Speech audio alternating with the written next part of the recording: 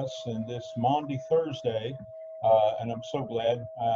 I had sent the email out saying we are enjoying living and sharing our living rooms with each other. And so it's just so good to see everyone face to face. Brother Ed.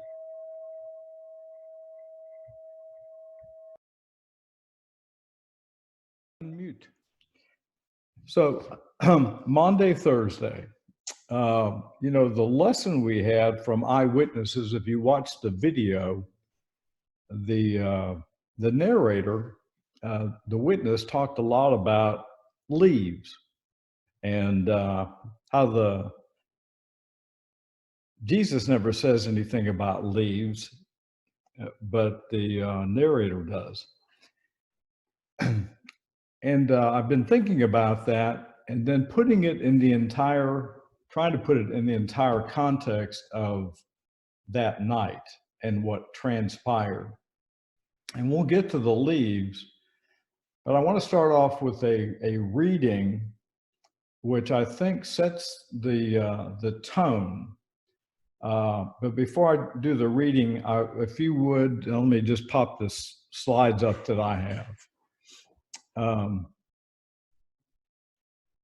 me see.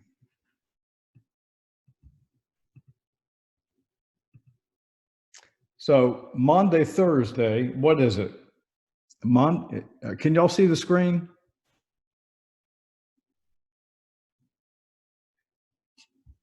Yes. Okay, thank you. Yep, you can see it. Okay, so Maundy Thursday is the Christian holy day falling on Thursday before Easter. And there's a long discussion and history about whether Maundy Thursday was actually Passover or what, and that would kind of take us far afield.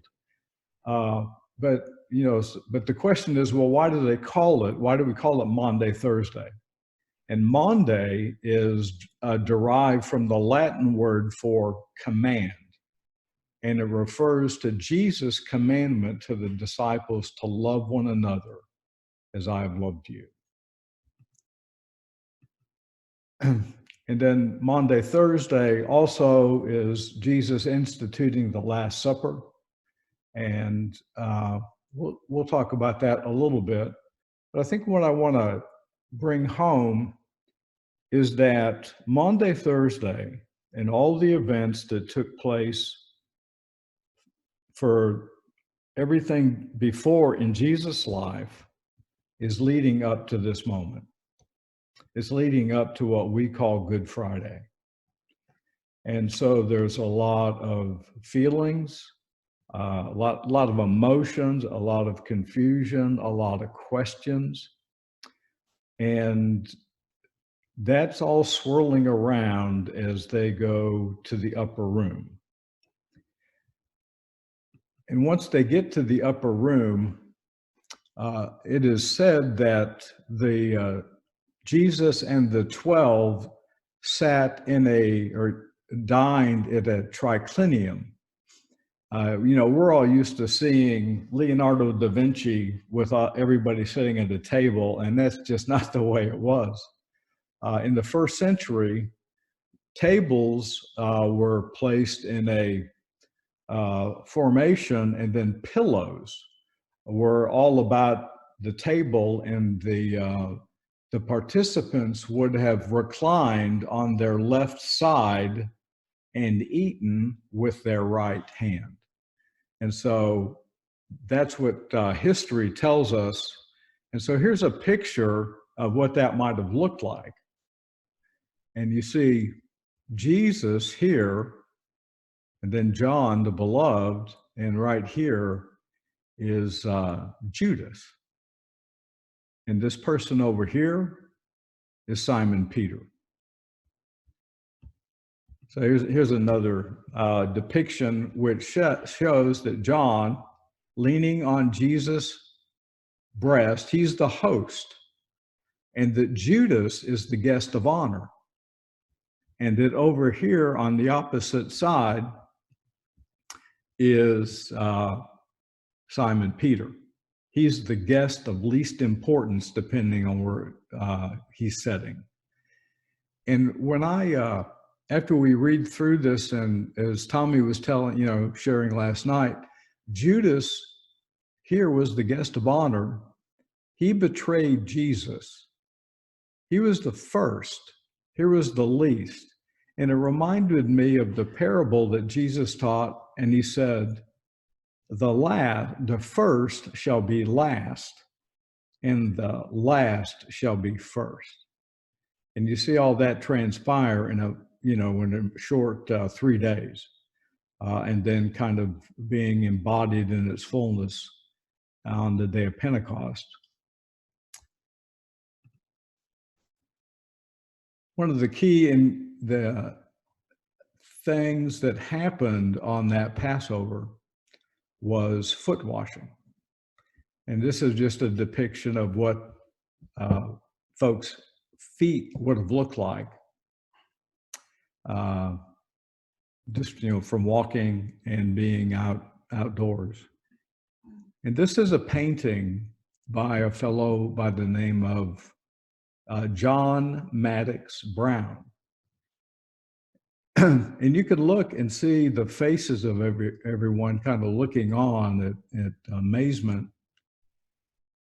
And this, when this painting came out, there was such an uproar about Jesus being, half dressed. But what the narrative says is that he took off his robes and he girded himself with a towel, which is exactly what that is. And because there was such an uproar about the painting, the artist went back and covered Jesus up with a rope, and so that's out there.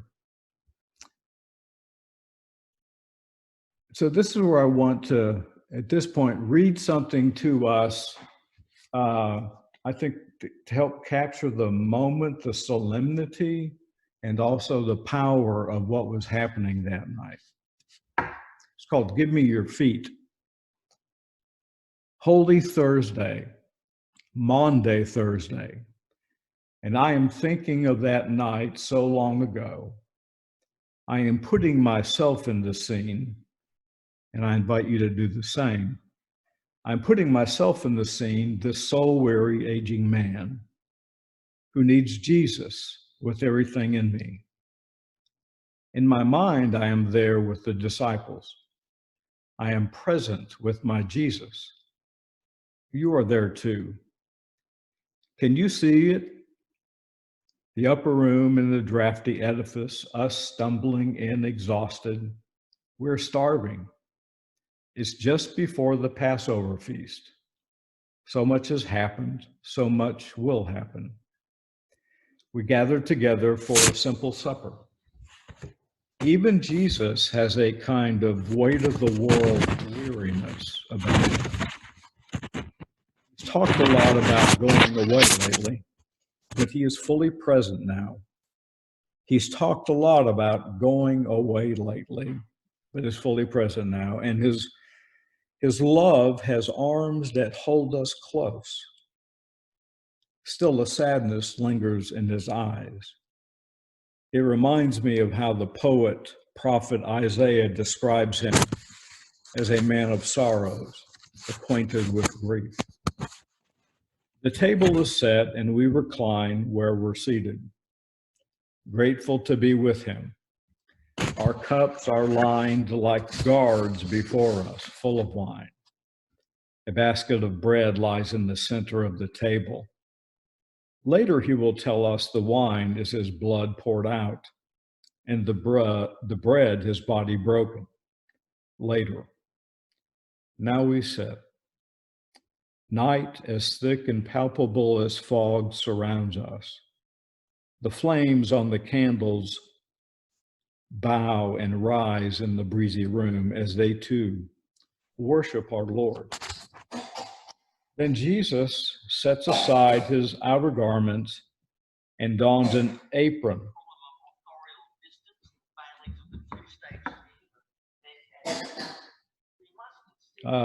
Excuse me.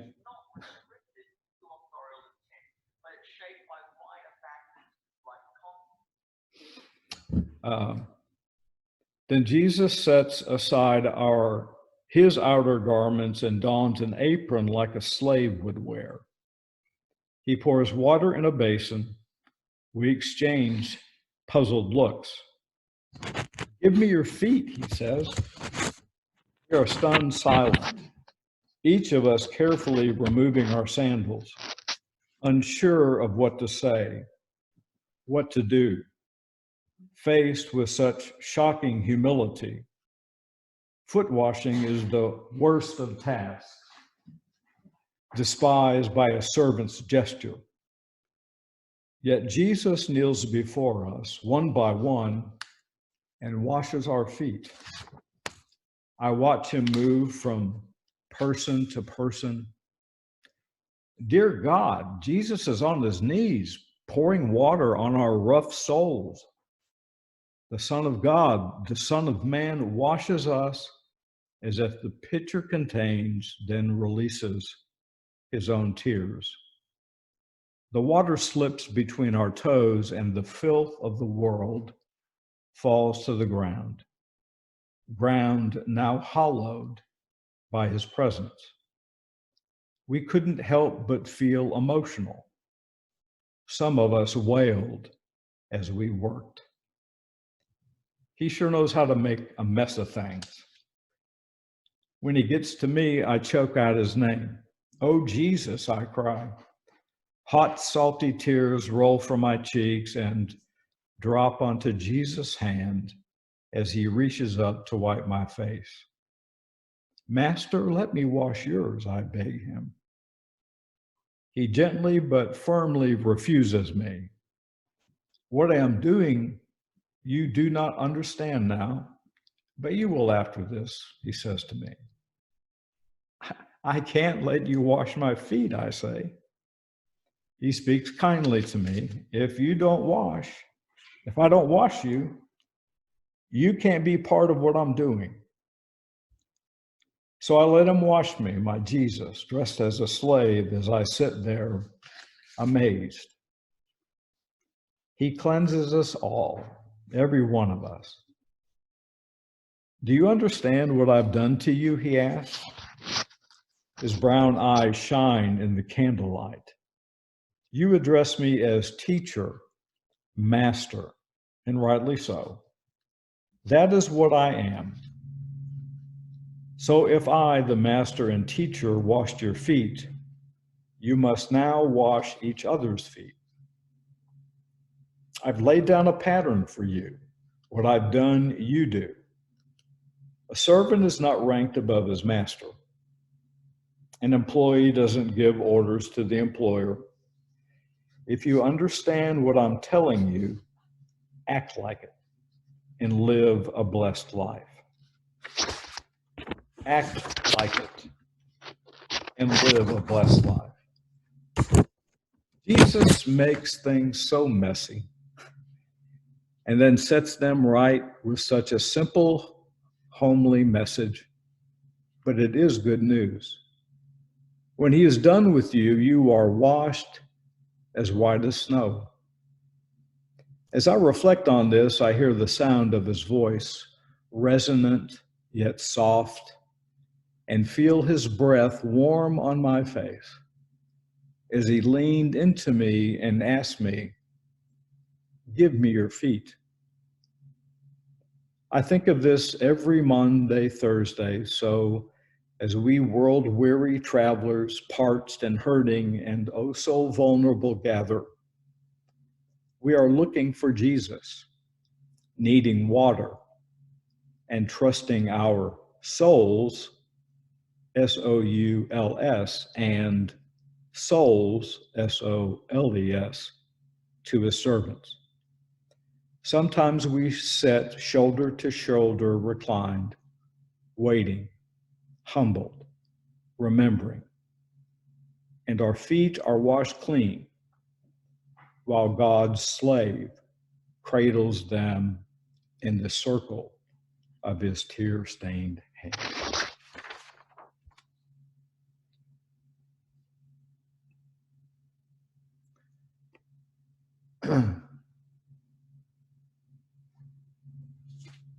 I read that before and found it hard to speak, and find it hard to speak even now, because for me, it captures how much God loves us and how much God has given himself for us through Jesus Christ.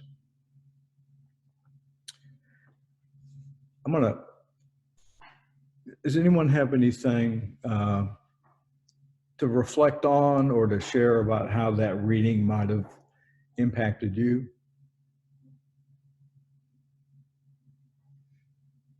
Or what it brought to your mind?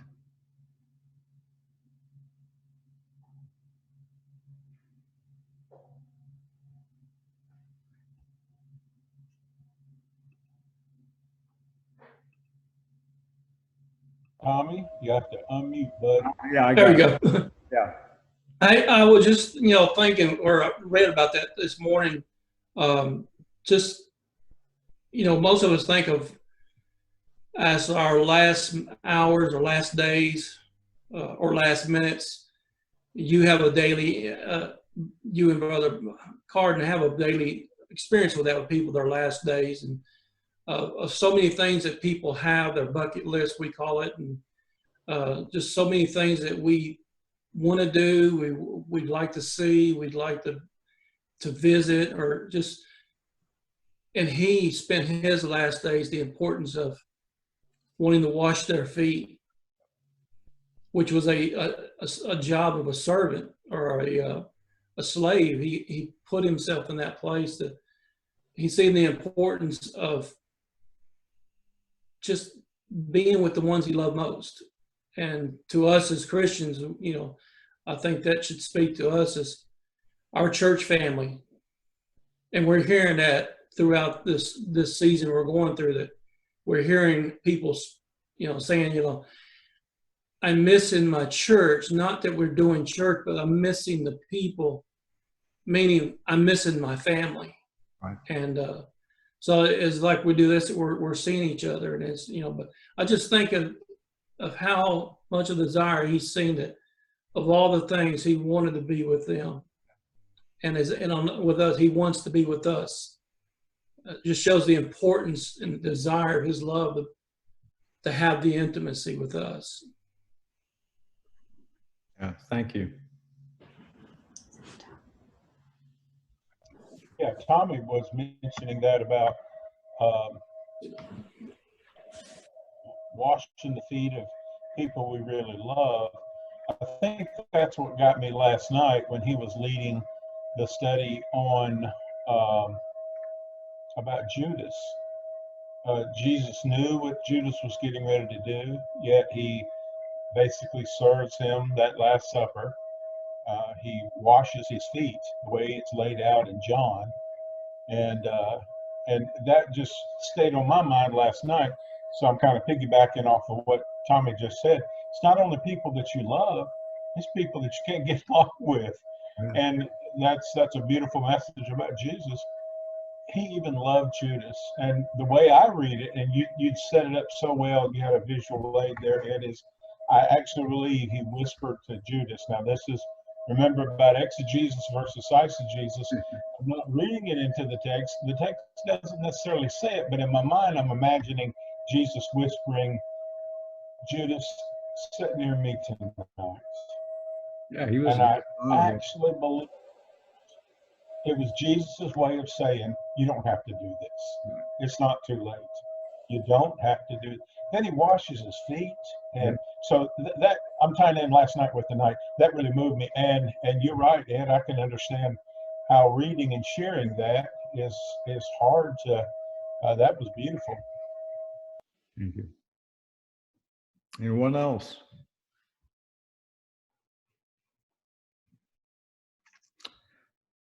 Okay.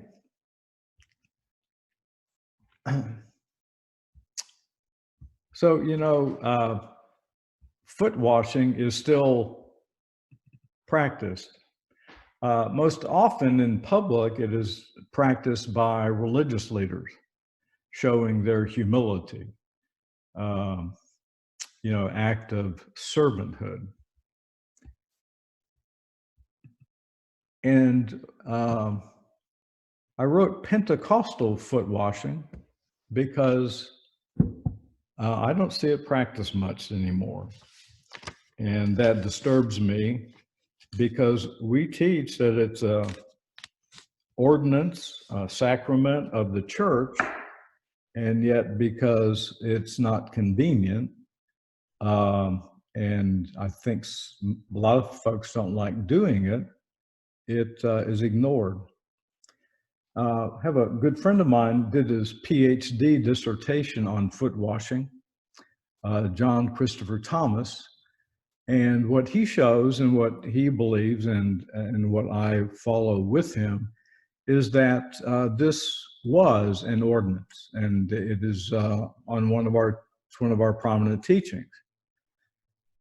And kind of the thinking is that where water baptism symbolizes us dying and being raised with Christ, that foot washing comes to mean us being continually washed through the process of sanctification and through service and humility, and that it's not just an example to follow and happy are you if you do it. There's much deeper theological meaning.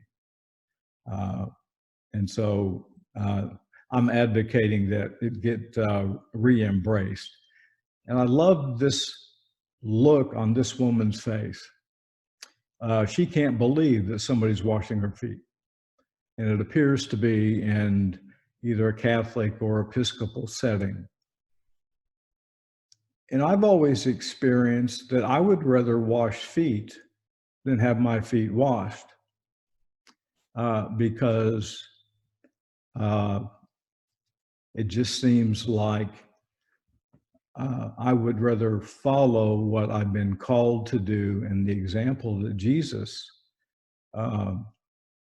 showed us and commanded us to do, because I get overwhelmed by someone else washing my feet. And then Maundy Thursday is also when Jesus took the bread, gave thanks, and broke it, and gave it to them, saying, you can all say this with me. This is my body given for you. Do this in remembrance of me. He took common elements and filled them with new meaning because of what would be happening in the next couple of days. In the same way, after the supper, he took the cup, saying, this cup is the new covenant in my blood, which is poured out for you. And again, there's some traditions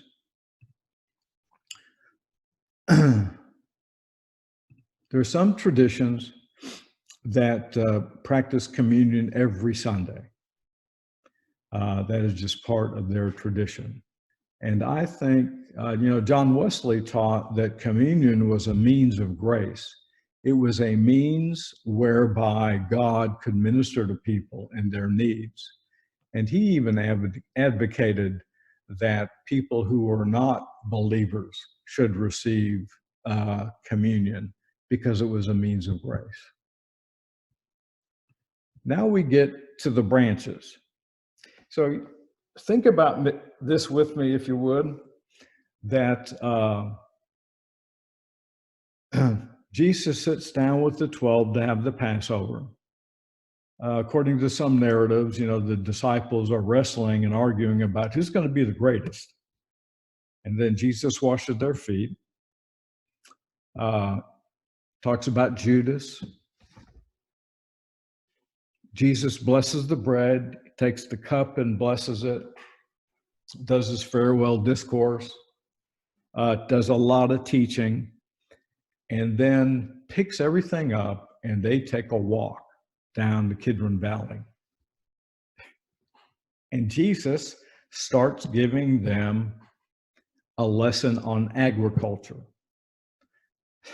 So I'm thinking, if I'm walking with Jesus after all this heart-wrenching stuff, all this deeply moving, passionate, grace-filled experiences happen, and we're walking down there and we know that he's going to die, and he's going away and lost to them.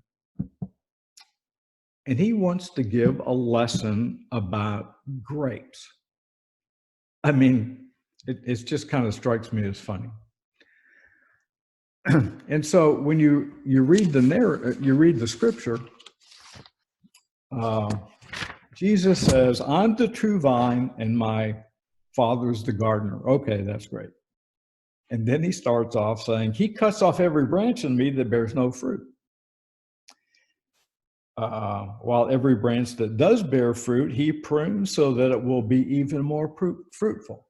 So I'm thinking, you know, I have watched the owners of the grape vineyards, and you know, I hear what Jesus is saying. So, you know, here's the vine, here are the grapes, and then here's all those, you know,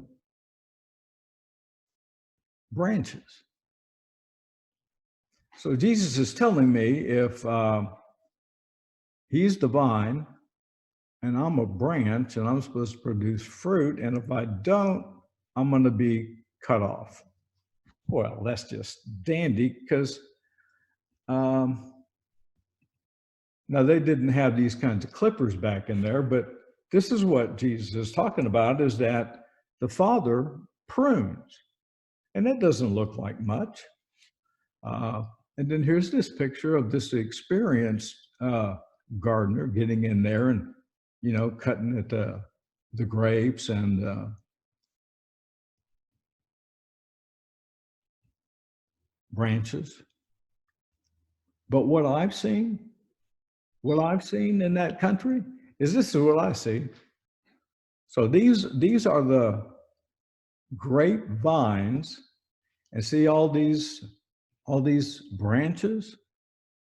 Well, it's probably wintertime and they're all going to be pruned and cut back. Pretty drastic. A lot of reasons, or one of the reasons pruning takes place is because of diseased leaves, like these two. But I have a question to ask, and that is, who gets pruned? And of what? And is it only us? What and why do we get pruned?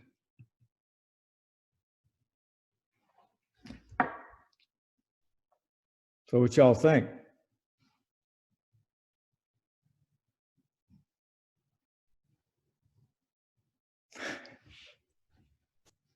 I think God sometimes prunes those areas in our life that are either like not life-giving, or if there are things that maybe even that we're spending time on that's not conducive for growth. I think sometimes God, in the sense of pruning, maybe will cut that opportunity off or kind of change and redirect us to something that's maybe more edifying to him, or more, you know, life building for us or for the ministries that we have.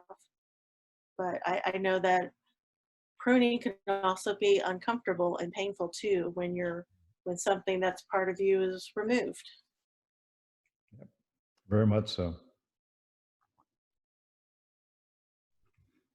Do you think it's just people to get pruned?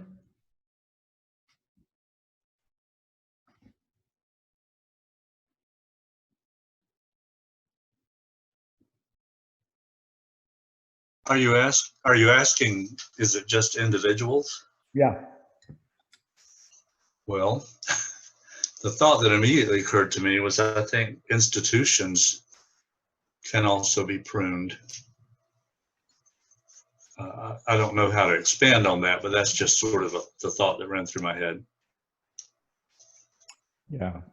Yeah. I mean, I agree. That's kind of why I asked the question. I think that churches, institutions get pruned because they're not producing fruit. There aren't new disciples. I remember when I was doing consulting with a Methodist church, we would go in and do a all-day Saturday teaching session. And one of the things that we would do is to take a survey and ask folks, now, how many of you folks here today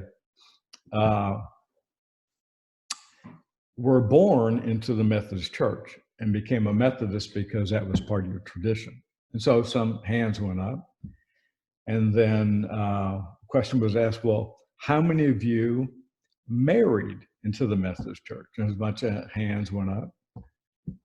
And then the question was, well, how many of you, one of you was a Baptist and one of you was a Catholic, and the United Methodist was a good medium, a good place in the middle. And some other hands went up. And then we would say, okay, how many of you were converted and came to know Jesus in the Methodist Church? And it was usually 0.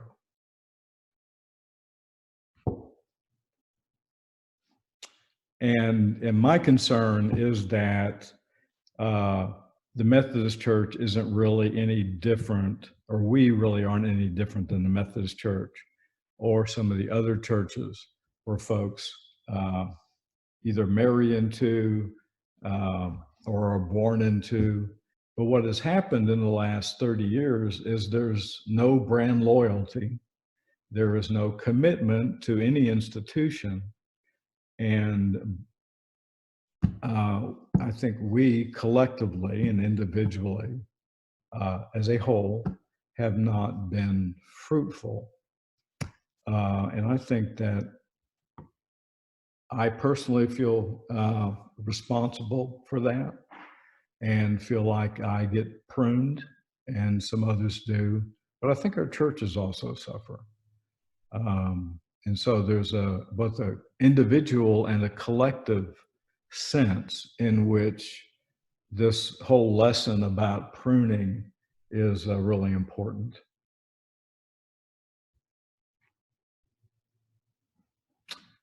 All right. So disease.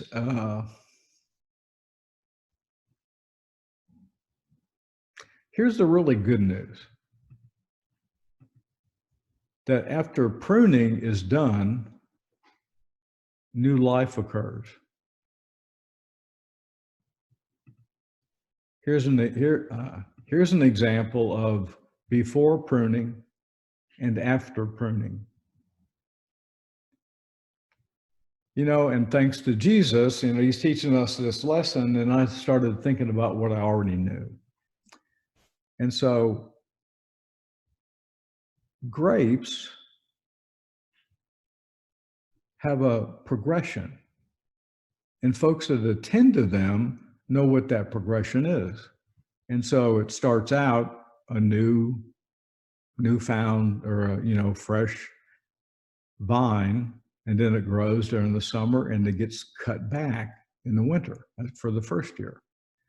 The second year, it really takes off and blossoms, and then it gets pruned, and you tie the trunk to a wire, it says, to hold it up, and it's so it's really cut back down. And then the third year in the summer, it's just loaded with grapes and leaves, and then it gets pruned back in the winter, third year. And that as this continues, the vine grows stronger, produces more grapes, more fruit, but it goes through this cycle. It's not just a one-time thing. It's something that we kind of do habitually. And the whole goal is producing more fruit. So here's the question. If I am mistaken about the definition of fruit, I may very likely expend many resources producing something that isn't fruit. Having a proper understanding of fruit is crucial to intentionally living a fruitful life. So what does Jesus say that fruit is?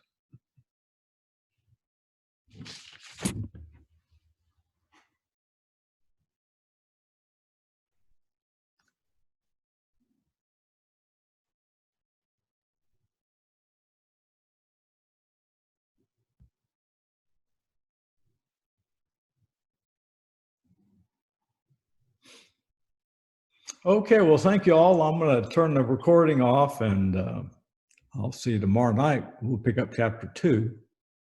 I was going to speak up and say, I would say what we learned as children, the fruit of the Spirit, the evidence of that fruit of God living in us and acting out in that, living from that fruit of the Spirit. Somebody else can quote him. I'm sure there's a song.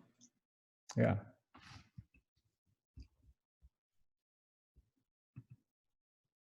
I'm trying to unmute, let's see.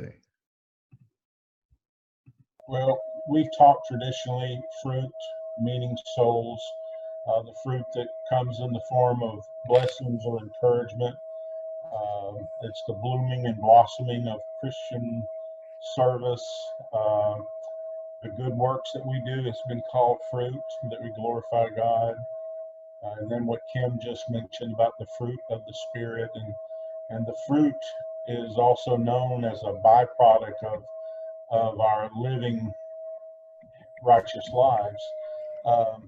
I know we're shooting for the 1 hour. Let me share something that when I saw the video, my mind got to working.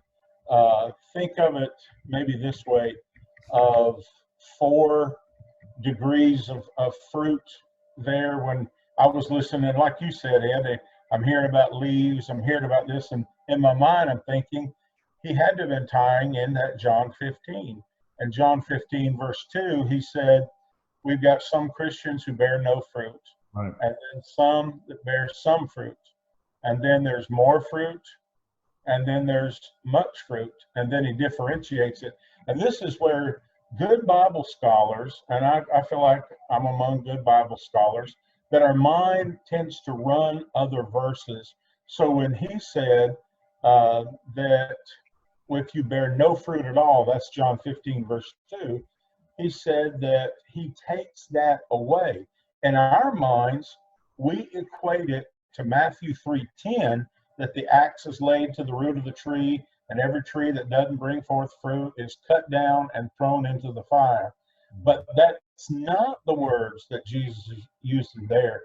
He actually uses the word, when he says takes away, he's using the word arrow, where we get our idea of aeroplane. It literally means to rise up, to lift up. If you are not producing fruit, this is the convicting thing, how the Holy Spirit will use this. What does the Lord need to lift you above? You may be living low, and he wants to lift you above that. And so that's the no fruit people. Then the some fruit people, that would be those who are producing fruit. And he said in order to produce more fruit, and I think Ed did a great job on those visuals, because I've never seen the first year, second year, third year. I think that's genius. And it could be that the Lord is showing us these are things in your life that might make you look good, but it's not producing fruit. And so that's where I picked up from that video of it's about the leaves when he wants to work on our lives. It's not about our flowers, but the fruit that we bear. So we go from no fruit, he lifts you up, to some fruit, and then he wants to purge you. And I think, again, Ed brought some good points of, I think that purging comes in many ways, and it's not necessarily bad stuff. When you go back to Philippians 3, when Paul said, I count all these things but dung, I put these things behind me, he mentioned a lot of good stuff. But we can't it might be the Lord doesn't want those things in our lives. So he wants to purge those. So we go from no fruit to some fruit. And then in John 15:2, he says that he purges it, that you have more fruit. So none, some, more. And then in John 15, verse 5, he said that he wants to bring forth much fruit. So maybe the Lord will speak to our hearts and show us, would you consider yourself a no fruit Christian, a some fruit Christian, a more fruit Christian, or a much fruit? And then in John 15, verse 8, he said, herein is my Father glorified, that you bear much fruit. Right. And so when I was watching that video earlier and then listening to what Ed has shared with us tonight, I'm just really blessed by that. And I'm challenged to be a much fruit Christian. I'll mute my mic now. Yeah. Thank you. I think it's interesting, and I do this. When Jesus is saying you, he's talking to the 11 that are there. He's not saying, well, you, Tommy, or you, Dwayne, or you, Kim, or you, John. He's not pointing individuals out. He's talking to them collectively. So while everything that's been said can be applied individually, everything Jesus has done has been communally. Washing feet, instituting the Lord's Supper, teaching them, no branch can bear fruit by itself. Well, I mean, how many vines have you seen that only have one branch?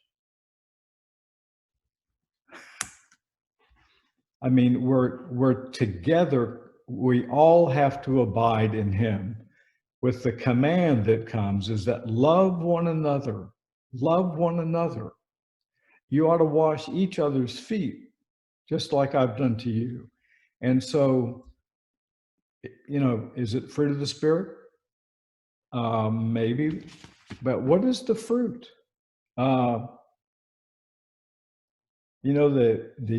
children of Israel were promised to go into the promised land as a land flowing with milk and honey.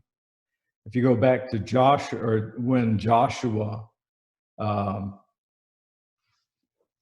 and the 12 went in to spy out the lands, and they said, man, we came out and folks were carrying grapes. It took 2 of them to carry a branch full of grapes. It's that big. So that the fruit is a way to glorify God. It's also what it means to follow Christ. I'm going to wrap up. I got one more piece to share.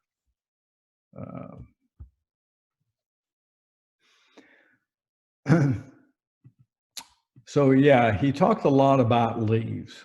I mean, I don't see any grapes on this thing. It's all just a bunch of leaves. And this is kind of what I came away with about what needs pruned. You have an unlimited amount of diversions at your fingertips: television, movies, sports, hobbies, computers, internet, and a long list of other activities. Fatigue, overscheduling, sleep, drugs, alcohol.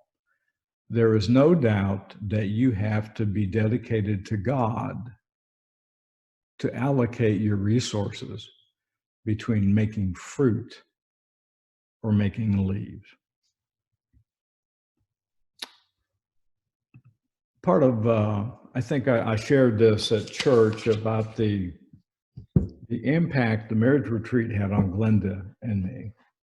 And when we came back, I canceled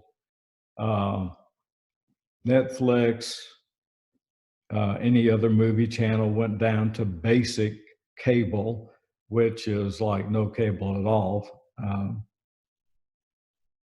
Got rid of every R-rated movie we had.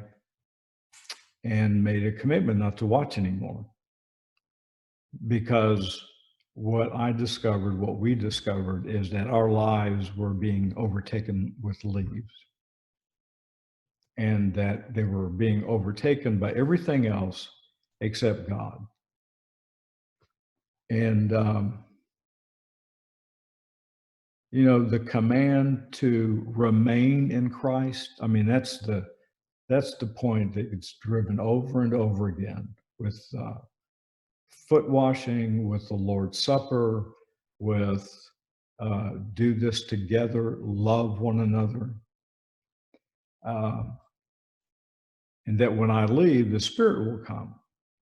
We can't do any of the above without the Spirit. Nothing. And that's part of what my failure has been throughout my life at different times, is not depending on the power of the Spirit to help me love people when I didn't like them. I mean, you know, but what I discovered is that you have to love folks even if you don't like them.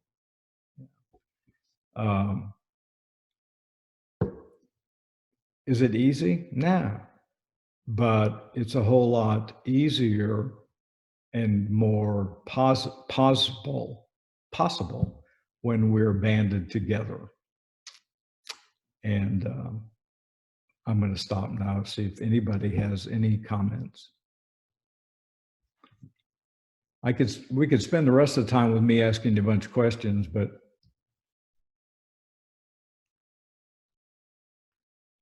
I won't.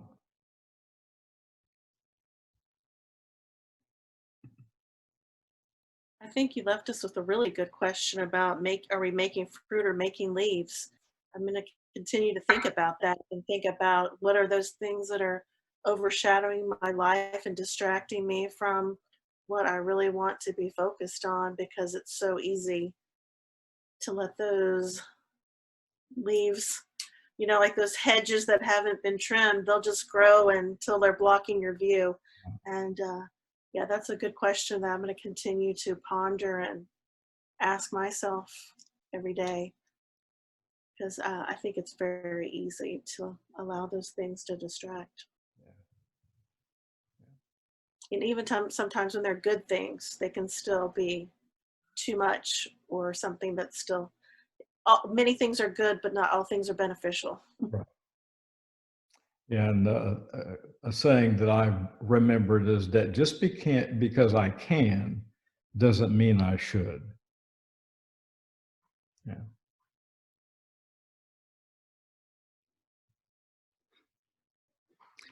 Well, thank you all for being with me, and we'll do. We've got a hand, Ed. Pardon? We've got a hand. Go ahead, Dwayne Sterling. I just wanted to say thank you, Ed. I'm not through crying over what you read at the beginning. I'm still very weepy over that, and we'll, I'm sure, dwell on it a while longer. Thank you for sharing it, though, and I'm like Kim. This is all very thought-provoking, and I'm sure I'm going to be thinking a lot more about it over the next little bit. So thank you very much for causing me to think. You're welcome. Thank you.